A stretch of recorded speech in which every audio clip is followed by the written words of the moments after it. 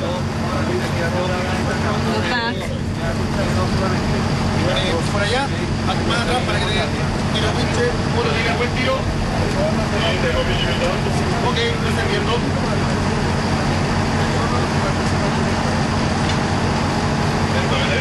Adelante, Otto. Vamos subiendo, Otto, hasta llegar a 15 minutes so far. We're moving up until we reach the surface. Get a sense of just how this is important. This is the Chilean government, the fact that they are provided a translator. They're shooting this from all different angles and providing this feed, and here we are.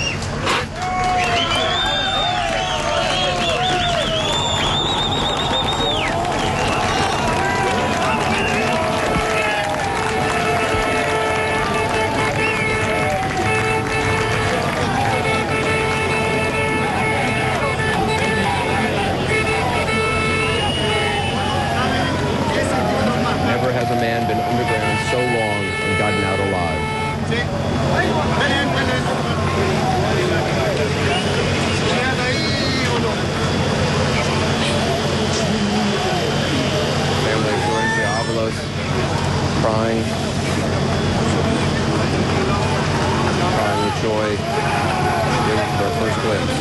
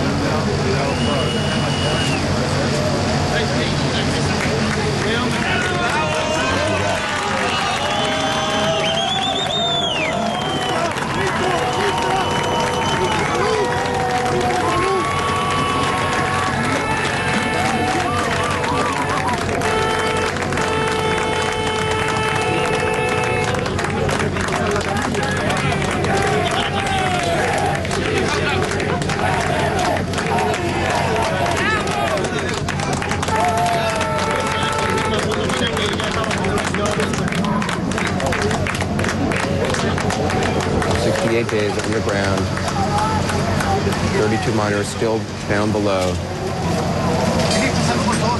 The first man is free. Wearing glasses because of the difference in light and concern about their miners' ability for their eyes to adjust. They've been in complete blackness for the most part, other than some headlamps, the small LED lamps for 68 days. Each of the miners will be wearing these glasses as they come up. And they're the President of Chile, greeting Florencio Avalos.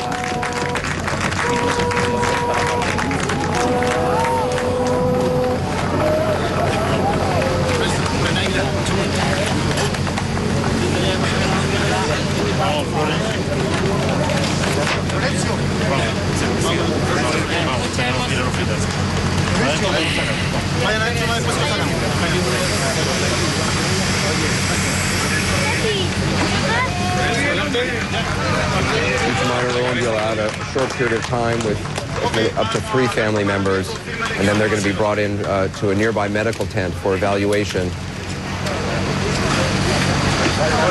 And then we're told helicoptered to a nearby facility where they'll get much more intensive evaluation, both psychological and physical.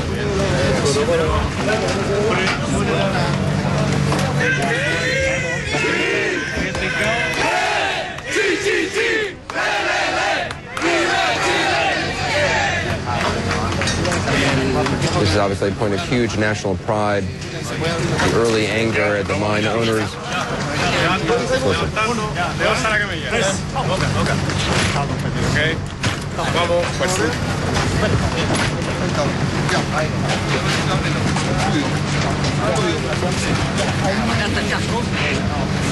The thumbs up from Florencio Avalos. And now attention turns to the other miners down below.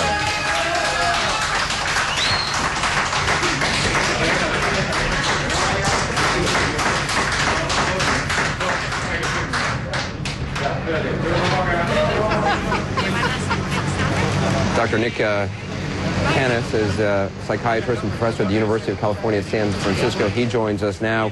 It seems obviously for the top priority for these guys is going to be spending their time with their families, but you say that experience could also bring its own kind of stress. Well, I think the stress is figuring out a way to reunite with some degree of privacy. The vision I just saw is wonderful, and of course noting the family members reuniting with the minor is just really very wonderful. But I think the problem is now what happens? Will they be separated? Will they have a chance to really get together and reintegrate back? It can be certainly very stressful if the minors are whisked away and suddenly become part of the media explosion. So I think the privacy and the chance to reintegrate is critical right now for the minors. I mean, I got to say, I've never seen a rescue like this produced as much from a television standpoint by Chilean authorities. I mean, this is not television companies doing this. This is the Chilean government producing this every step of the way, even doctors opening up the doors as he's being brought in because they're aware the cameras are there. It's pretty remarkable. In terms of readjustment, what kind of problems do you think they may encounter in not only the hours, but most importantly, you know, weeks and or months ahead? Well, I think the big problem is one that some of our astronauts face as well, astronauts that I study in my research. Getting back from a mission that has a lot of fame and glory attached, for people who aren't used to it, can be very stressful. And I think it all depends on how things are handled. Some people, for example, Buzz Aldrin, when he came back from the moon, wrote very vividly in his books about how difficult the readjustment was for his family and for himself. There was alcoholism involved. It's tough to be adjusting to fame and glory when it's not part of your normal routine. So I think the key for